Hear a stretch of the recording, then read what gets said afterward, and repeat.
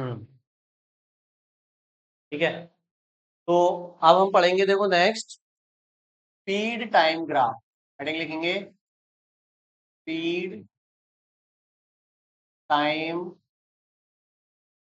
Graph.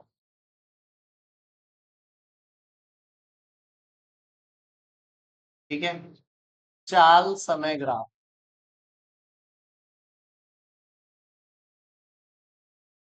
Heading लिखिए चाल समय ग्राफ। ठीक है, अब ये स्पीड टाइम ग्राफ है। ठीक है, अब ये दो चीजें बताएगा आपको ये ग्राफ।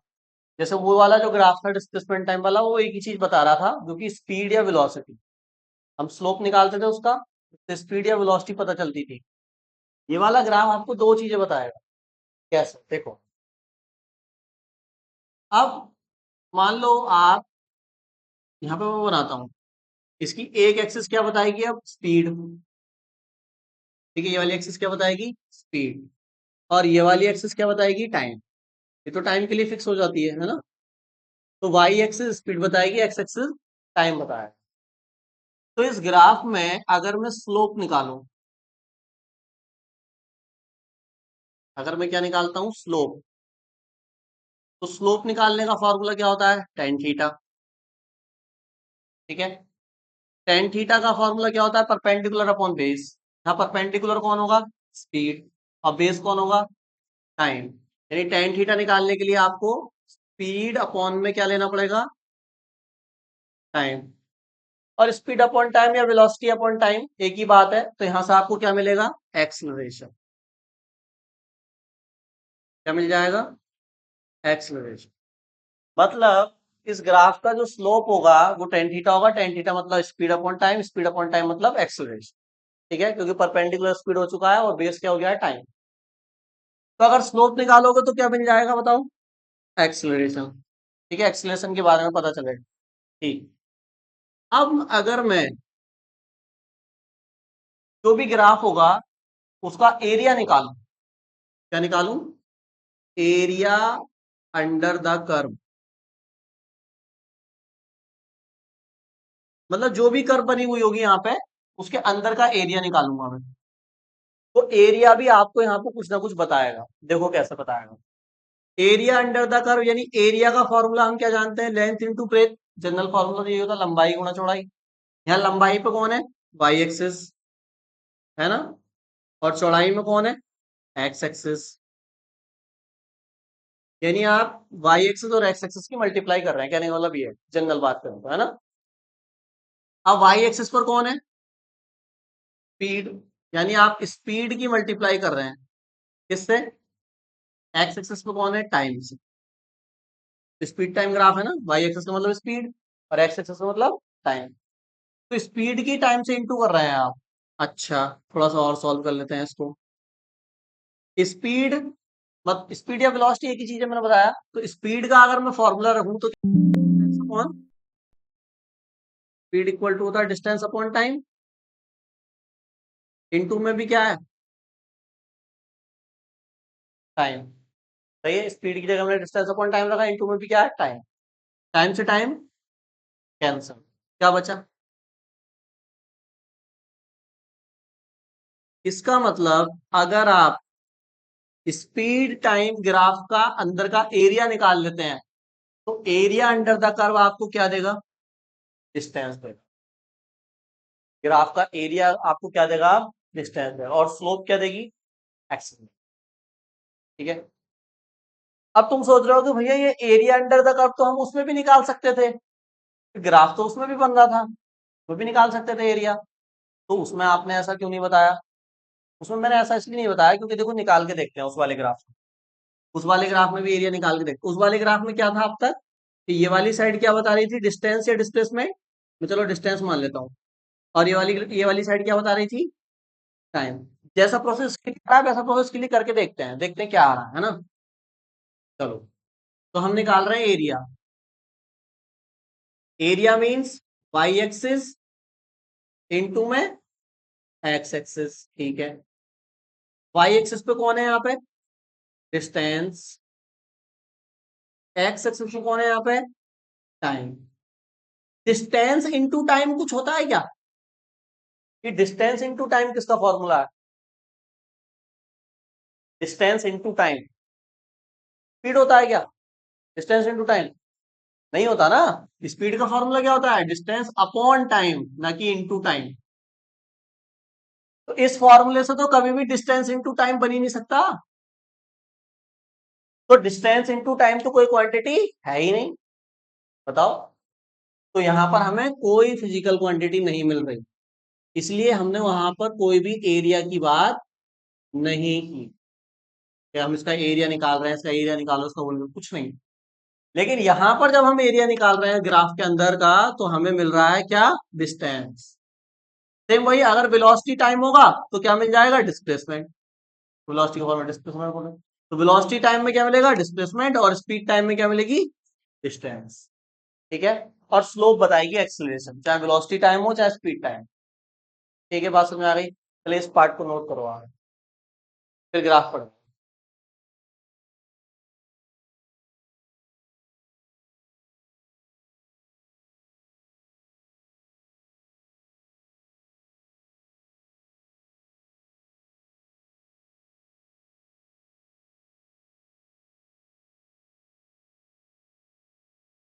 अगर ऑब्जेक्ट रेस्ट में है, इसमें रेस्ट रुका हुआ है, तो रुके हुए ऑब्जेक्ट का स्पीड टाइम ग्राफ कैसा बनेगा?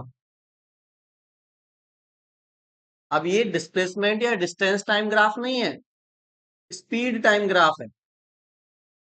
ऑब्जेक्ट रुका हुआ है, कैसा ग्राफ बनेगा क्या लगता है?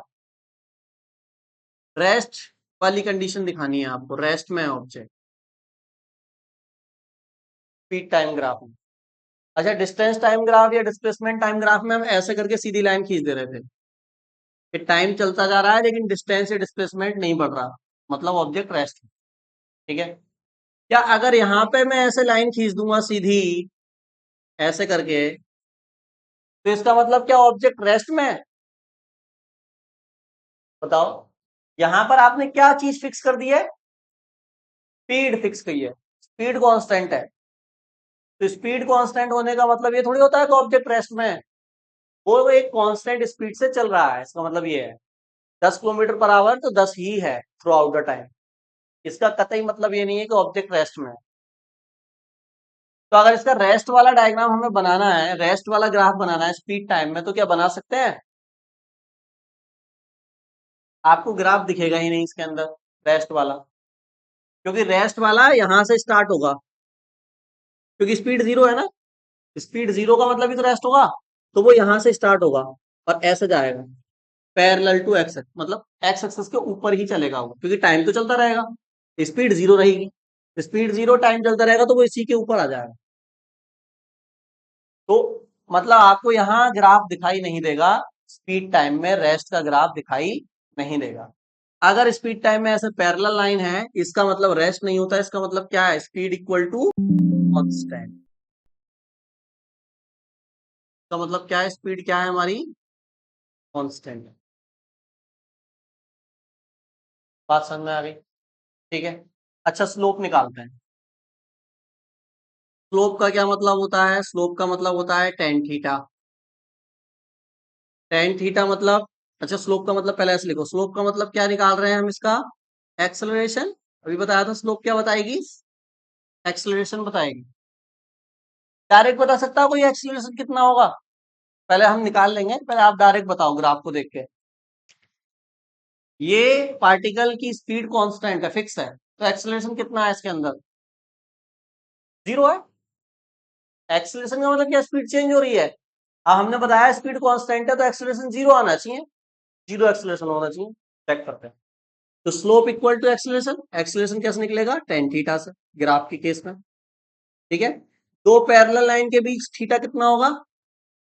ये थीटा क्या होता है? ये ग्राफ वाली लाइन एक्स एक्सिस के साथ कितना एंगल बना रही है, दोनों पैरेलल है, तो पैरेलल लाइन का थीटा कितना होता है? जीरो। तो टेन जीरो कितना आया? देखो, एक्सेलरेशन मतलब जीरो, एक्सेलरेशन जीरो का मतलब स्पीड कैसी है? कांस्टेंट। बात समझ में आ गई? तो रेस्ट वाला ग्राफ हम नहीं बनाएंगे इसमें, डायरेक्ट कहां से स्टार्ट करेंगे? Speed constant. नोट करो। बनाओ पहला ग्राफ। डाउन है, चार्जिंग पे लगा दो। हाँ देखो, तो पहला ग्राफ समझ में आया? ठीक है। अब मान लो कि स्पीड बदल रही है। ठीक है, मतलब क्या हुआ कि ग्राफ ऐसा है कुछ, ये स्पीड है और ये टाइम। तो ये भाई, अब ध्यान से देखना जरा, ऐसा है। क्या हो रहा है इस ग्राफ में बताओ? टाइम के साथ साथ स्पीड बढ़ रही है। क्या स्पीड कांस्टेंट है अब? नहीं, स्पीड कांस्टेंट तो इसमें थी, है ना? तो अब यहाँ पर स्पीड इंक्रीज कर रही है, और एंगल कितना मान लिया मैंने? थीटा। थीटा फिक्स है। थीटा फिक्स होने का मतलब कौन सी चीज फिक्स हो गई अब? स्पीड। अरे थीटा फिक्स मतलब क्या फिक्स? एक्सेलरेशन कांस्टेंट है इस वाले डायग्राम। ठीक है, इस वाले ग्राफ में एक्सेलरेशन फिक्स हो गया, 5 हो गया, 10 हो गया, जो भी हो गया फिक्स हो गया। इसीलिए स्पीड स्ट्रेट लाइन से बढ़ रही है, ऐसा नहीं बढ़ रहा पहले कम बढ़ी फिर ज्यादा बढ़ी फिर कम बढ़ी फिर ज्यादा बढ़ी। इसका मतलब एक्सेलरेशन कांस्टेंट नहीं है। एक्सेलरेशन कांस्टेंट होने का मतलब यह है कि स्पीड कंटिन्यूअसली बढ़ेगी, उसमें जैसे जैसे टाइम बढ़ेगा वैसे वैसे स्पीड बढ़ती जाएगी। ठीक है, तो यहां अगर पूछा जाए आपसे स्पीड कांस्टेंट है? नहीं, स्पीड तो चेंज हो रही, बढ़ रही है, इंक्रीजिंग है। तो क्या कांस्टेंट है? Tan theta. Tan theta means accel. ठीक है, तो यहां पर हम कहेंगे स्लोप अगर मैं निकालूंगा, slope equal to tan theta, और थीटा क्योंकि फिक्स है तो मैं कहूंगा ये थीटा यहाँ पे क्या हुआ? कांस्टेंट। तो इस केस में इस वाले ग्राफ में कौन कांस्टेंट है? Acceleration constant. तो स्पीड के बारे में क्या कहना है आपका? स्पीड भी कांस्टेंट है क्या? नहीं, स्पीड है इंक्रीजिंग, लेकिन कैसी इंक्रीजिंग? Uniformly increasing. ठीक है, कैसे इंक्रीज कर रही है? यूनिफॉर्म, यूनिफॉर्मली इंक्रीजिंग स्पीड है। सही है, तो देखो ग्राफ वही बन रहे हैं, लेकिन मीनिंग अब बिल्कुल चेंज होता जा रहा है ग्राफ का। वहां कुछ और मीनिंग था, यहाँ कुछ और मीनिंग। नोट करो, दो ग्राफ बनाओ पहले आप। ठीक है, आप बताओ। अब हमने उस वाले ग्राफ में क्या देखा था कि जो एक्सीलरेशन था वो कांस्टेंट हो गया। अगर थीटा फिक्स है तो एक्सीलरेशन कांस्टेंट। अब मान लो थीटा फिक्स नहीं है, इसका मतलब क्या होगा? कि मान लो ग्राफ ऐसे भी तो बन सकता है, स्पीड टाइम। ठीक है, और अब मैं क्या कर रहा हूं? देखो टेन थीटा में थीटा को इंक्रीज कर रहा हूं। थीटा को क्या कर रहा हूं मैं? इंक्रीज। थीटा को बढ़ाता जाऊं बढ़ाता जाऊं बढ़ाता जाऊं। तो थीटा इंक्रीजिंग होने का क्या मतलब है? क्या बढ़ेगा? अब थीटा इंक्रीज होने का मतलब यह है कि आपका एक्सेलरेशन भी इंक्रीज करेगा, एक्सेलरेशन इंक्रीज करेगा। ठीक है, तो स्पीड तो करेगी ही, जाहिर सी बात है ना? तो बताओ, अब यहां पे ग्राफ मैंने कैसा बना दिया? ऐसा ही तो बनेगा। अब ये ग्राफ आपको क्या बता रहा है? क्या इंक्रीज कर रहा है? एक्सेलरेशन। तो ये ग्राफ आपको इंक्रीजिंग एक्सेलरेशन का बता रहा है। ठीक है, स्पीड तो कर ही रही है इंक्रीज, लेकिन स्पीड इंक्रीज क्यों कर रही है? क्योंकि एक्सेलरेशन इंक्रीज कर रहा है। जैसे अब उस वाले ग्राफ में, अभी जो आपने देखा था ये वाला जो ग्राफ था, इसमें एक्सेलरेशन कांस्टेंट था, ठीक है, स्पीड फिर भी बढ़ रही थी। एक्सेलरेशन कांस्टेंट का मतलब अगर एक्सेलरेशन 5 मीटर पर सेकंड स्क्वायर है तो स्पीड 5 मीटर पर सेकंड स्क्वायर से बढ़ेगी ना। इस वाले ग्राफ में एक्सेलरेशन 5 भी हो सकता है, फिर 6 भी हो सकता है, फिर 7 भी हो सकता है, फिर 8 भी हो सकता है। नो, एक्सेलरेशन इंक्रीज कर रहा है, तो स्पीड और ज्यादा इंक्रीज करेगी। ठीक है, तो ये ग्राफ किसका है? इंक्रीजिंग एक्सेलरेशन का। ऐसा ही सेम हम इसका उल्टा ही बना सकते हैं। अगर थीटा को मैं कम कर दूं, घटाता जाऊं, तो एक्सेलरेशन क्या होगा फिर? डिक्रीज होगा, तो वो रिटार्डेशन का आ जाएगा। बताओ, देखो, स्पीड टाइम, ये सही है।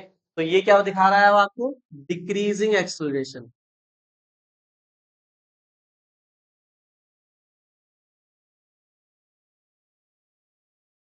सही है, मतलब एक्सेलरेशन 5 था पहले यहाँ पे, फिर जैसे जैसे ऊपर जा रहे हैं 4 3 2 1 ऐसा होता है, ये घटता जा रहा है एक्सेलरेशन और ये बढ़ता जा रहा है acceleration।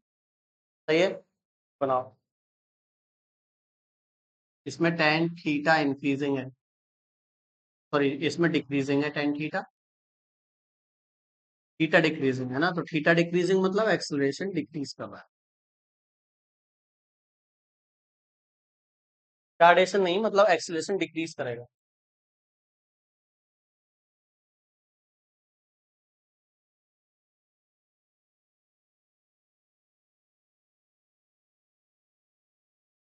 अब बताइए, अदर ग्राफ बताइए ये पॉसिबल है या नहीं है, ग्राफ को देखकर आपको बता, ग्राफ पॉसिबल है, क्या कह रही हो मानसी, कुछ तो बोला तुमने, स्पीड टाइम,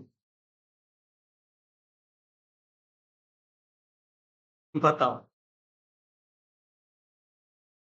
ये पॉसिबल ग्राफ है इम्पॉसिबल है, क्यों, क्योंकि इसमें टाइम रुक गया, टाइम नहीं रुक सकता, टाइम कांस्टेंट नहीं हो सकता, ठीक है। और दूसरा रीजन, पहला रीजन तो यही हो गया कि टाइम नहीं रुक सकता, और दूसरा रीजन, अगर स्लोप निकालें तो टेन थीटा होगा, थीटा कितना है यहाँ पर 90, टेन 90 कितना होता है इनफाइनाइट, जीरो नहीं होता, इसका मतलब एक्सेलरेशन कितना आ रहा है यहाँ पे, क्या किसी का एक्सेलरेशन इन्फिनिटी हो सकता है, इन्फिनिटी तो किसी कोई चीज हो ही नहीं सकती, ठीक है।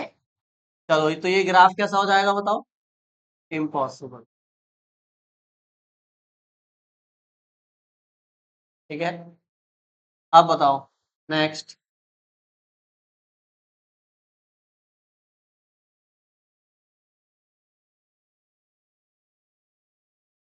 ये वाला ग्राफ बताइए पॉसिबल है या नहीं,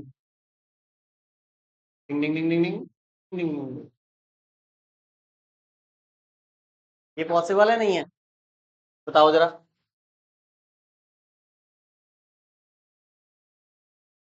हम्म, ये इम्पॉसिबल है, क्यों,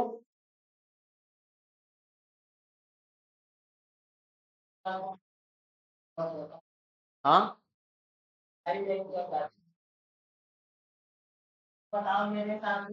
ये ग्राफ भी इम्पॉसिबल है, क्यों इम्पॉसिबल है, बता सकता है कोई,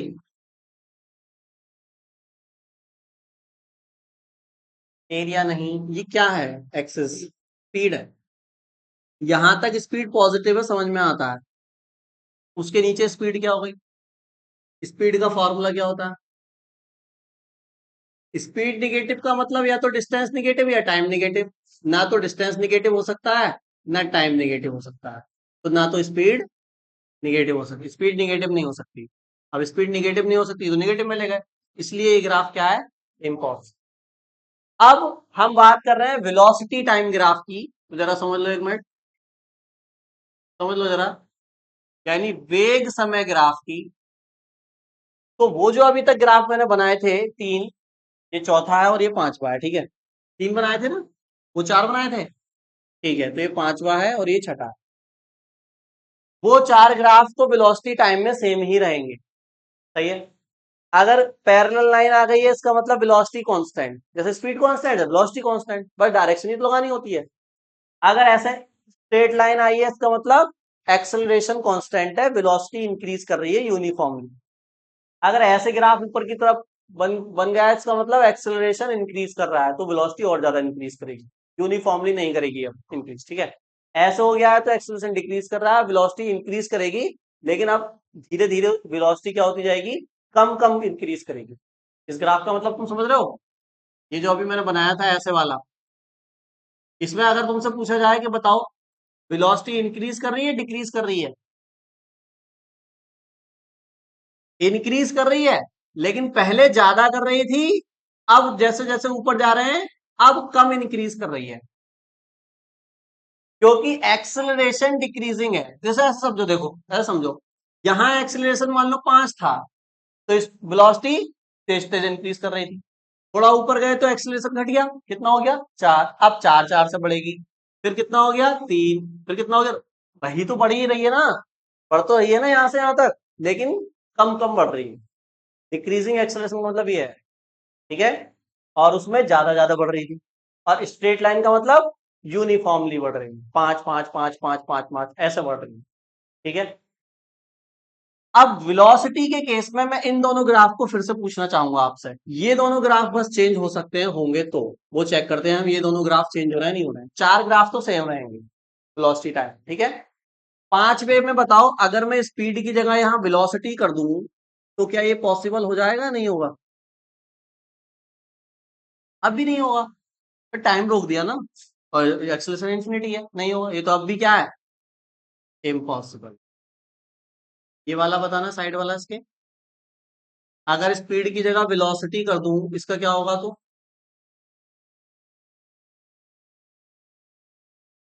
बताओ, ये क्या होगा, ये पॉसिबल होगा नहीं होगा अब? अनीशा, ये पॉसिबल होगा, क्यों होगा, क्योंकि वेलोसिटी का फॉर्मूला होता है डिस्प्लेसमेंट अपॉन टाइम, और डिस्प्लेसमेंट या टाइम में से कोई चीज निगेटिव है तभी तो वेलोसिटी निगेटिव है, तो कौन निगेटिव हो सकता है, ये हो सकता है, डिस्प्लेसमेंट तो निगेटिव हो जाता है, इसका मतलब वेलोसिटी निगेटिव हो सकती है, तो ये आई एम पॉसिबल है, ये ग्राफ ये कह रहा है आई एम पॉसिबल, इम्पॉसिबल नहीं, मैं पॉसिबल हूँ, ठीक है। बात समझ में आ गई यहाँ तक? ठीक है, तो इसको आप नोट कर लो, बस वेलोसिटी टाइम में बस आपको ये दो ग्राफ नोट करने हैं, और अब हम इसका एक न्यूमेरिकल कर लेते हैं बस, ठीक है, नोट करो जल्दी नोट करो। तो देखो ये क्वेश्चन है हमारे पास, इसमें क्या बोला है, calculate by the given velocity time graph, ये वेलोसिटी टाइम ग्राफ दिया हुआ है हमको, इसमें पहले ऐसे वेलोसिटी दिखाई है, फिर ऐसे दिखाई, देखो स्ट्रेट लाइन है, ए से बी तक स्ट्रेट लाइन, फिर बी से सी तक स्ट्रेट लाइन, फिर सी से डी स्ट्रेट लाइन, फिर डी से ई स्ट्रेट लाइन, ठीक है। और टाइम कितना कितना दिया है, देखो लास्ट में 40 सेकंड तक का ये मोशन है, सही है, और वेलोसिटी कितनी गई है मैक्सिमम +2, और नेगेटिव में -2। तो पूछ क्या रहे हैं, कह रहे हैं एवरेज एक्सीलरेशन बताइए 0 से 10 सेकंड तक का, 0 से यहाँ 0 सेकंड होगा ना, और यहाँ 10 सेकंड, इतनी जगह का एवरेज एक्सीलरेशन बताइए, एवरेज निकालते हैं, किसी चीज का आपको पता है कैसे निकालते हैं, ठीक है। हाँ, फिर सेकंड पॉइंट पे क्या पूछ रहे हैं, distance and displacement covers in 40 second, A से लेके ई तक जाने में 40 सेकंड हुए हैं, तो कितनी डिस्टेंस चल गया ये, ए से ई तक गया कितनी डिस्टेंस चला, और ए से ई तक का क्या बताना है, डिस्प्लेसमेंट भी बताना है। तो पहले आप फर्स्ट पॉइंट करिए, फिर सेकंड करिए, करने की ट्राई करिए, ठीक है। पहले फर्स्ट वाला तो कर ही सकते हैं, इसको करो जल्दी, और दूसरा हो जाए तो दूसरा भी कर दो, नहीं होगा तो मैं कराऊंगा। मैं जो फर्स्ट पॉइंट है हमारा, इसमें क्या बोला है देखो जरा, 0 से 10 सेकंड तक एवरेज एक्सीलरेशन, ठीक है। एवरेज एक्सीलरेशन का फॉर्मूला क्या होता है, a average equal to b2 minus upon में t2 माइनस, ये बताया था एवरेज एक्सीलरेशन, ठीक है। A average equal to, particle पहले कहाँ था, यहाँ, बाद में 10 सेकंड बाद कहाँ चला गया, यहाँ, ऐसे ही है ना, यहाँ था पहले और फिर बाद में कहाँ गया, यहाँ, तो यहाँ जो उसकी वेलोसिटी और टाइम है वो 1 1 काउंट होगा, और यहाँ जो वेलोसिटी और टाइम है वो 2 2 काउंट होगा, जाहिर सी बात है, पहले यहाँ था बाद में वहां गया, है ना। तो मुझे बताओ v2, मतलब यहाँ पर वेलोसिटी कितनी है, ये तो है सेकंड, ये फर्स्ट कंडीशन है उसकी, और ये सेकंड पोजीशन है, ठीक है। तो यहाँ पर वेलोसिटी कितनी है, देखो वेलोसिटी पे मिलेगी, वेलोसिटी कितनी है 2 माइनस 1 पे यहाँ वेलोसिटी कितनी है 0, हाँ तो वो ओरिजिन पे है ना, तो यहाँ कितना आएगा 0, सही है। यहाँ पे टाइम कितना है, तो टाइम एक्सेस पे जाना पड़ेगा, टाइम देखने के लिए 10 है ना, और यहाँ पे टाइम कितना था 0, तो 2/10, 1/5, 0.2, क्या था 0.2 आएगा, है ना। तो ऐसे देखना होता है। अब देखो ये तो हुआ फर्स्ट पॉइंट, अब सेकंड पॉइंट देख लो। अभी मैंने क्या बताया था, जब ये ग्राफ पढ़ाया था वेलोसिटी टाइम या स्पीड टाइम, तो आप इससे दो चीजें कैलकुलेट कर सकते हो, ऐसा बताया था मैंने। ये तो एक्सलेशन आया, ये एक तरीके से आपने स्लोप ही लगाई है, वाई एक्सिस एक्स एक्सिस को डिवाइड किया है, स्लोप है एक तरीके से, ठीक है। अब मैं क्या कह रहा हूं कि आप अगर एरिया निकाल लेते हैं तो वो एरिया आपको क्या देगा बताओ? डिस्टेंस देगा नहीं देगा? स्पीड टाइम का यानी वेलोसिटी टाइम का अगर एरिया निकाल लेते हैं तो क्या मिलता है? डिस्टेंस। अभी हमने पढ़ा है।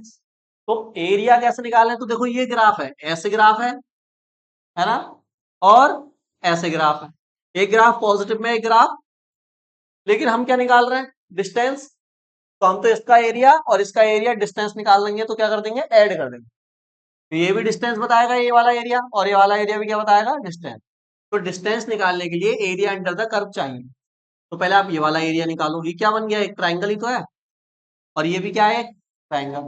जितना इसका होगा उतना इसका ही होगा मेरे ख्याल से। देखो गैप बराबर है, 20 का गैप है यहाँ। यहाँ भी कितने का है? 20 का। ये 20 से 40 है ना, तो गैप 20 का है। इसकी हाइट भी कितनी है? 2। इसकी हाइट भी कितनी है? 2।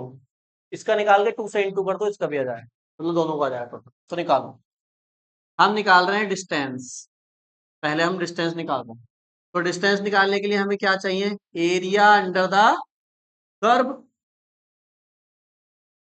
ठीक है भाई, एरिया अंडर द कर्व चाहिए।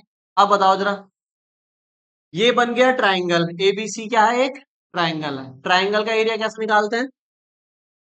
1/2 बेस इंटू हाइट, यही तो फॉर्मूला होता है। बेस कितना है इसका बताओ जरा, मानसी देख कर, डायग्राम में देख के बताओ बेस कितना है? 0 से कहां तक है? 20 बेस हुआ ना तो पूरा। तो बेस कितना हो गया? 20। और हाइट कितनी है इसकी यहां से यहां तक? 2, है ना। यहां से यहां तक 2 है ना, देखो एक्सेस से देखना है आपको। तो कितना आया बताओ? 2 से 2 कैंसिल, कितना आया? 20। तो 20 मीटर तो हो गई यहां से यहां तक की डिस्टेंस। अब सेम एरिया ये भी होगा, अगर कैलकुलेट करोगे तो इसका भी बेस 20 है, इसकी भी हाइट 2 है। तो टोटल डिस्टेंस कितनी आएगी मेरे पास? 20 प्लस 20 आगे वाली डिस्टेंस तो ऐड हो जाती है। तो टोटल कितनी आई? 40 मीटर। तो ये आया तुम्हारा? ये 40 आया। सही है। समझ लो जरा एक मिनट और। ये हमने डिस्टेंस निकाली है। तो डिस्टेंस के वक्त आपको निगेटिव नहीं देखना है कोई भी, मतलब सबको ऐड करते जाना है। हालांकि ये वाला एरिया देखो नीचे था निगेटिव में, और ये वाला एरिया किसमें था? पॉजिटिव में। फिर भी हम डिस्टेंस निकाल रहे थे तो हमने ऐड कर दिया, तो डिस्टेंस पॉजिटिव होती है। ठीक है। अब दूसरी चीज उसने क्या पूछी है? डिस्प्लेसमेंट। अब डिस्प्लेसमेंट तो निगेटिव हो सकता है, बताओ। डिस्प्लेसमेंट तो जो पॉजिटिव होता है उसको पॉजिटिव लेते हैं, जो निगेटिव होता है उसको निगेटिव। तो ये वाला एरिया कितना आया है? 20 प्लस का। तो ये कितना आएगा? माइनस का 20, डिस्प्लेसमेंट के अकॉर्डिंग। तो डिस्प्लेसमेंट निकालूंगा तो +20 -20 कितना आया? 0। तो डिस्प्लेसमेंट आया 0 मीटर का। ठीक है। तो डिस्प्लेसमेंट के वक्त आपको प्लस माइनस के साइन रखने हैं, डिस्टेंस के वक्त आपको प्लस माइनस नहीं देखना। सही है। तो एरिया निकाल के आप डिस्टेंस डिस्प्लेसमेंट निकाल सकते हैं, ये क्वेश्चन नोट कर। ठीक है। बाकी क्वेश्चन हम आप करेंगे कल, और नया टॉपिक भी स्टार्ट होगा कल हमारा।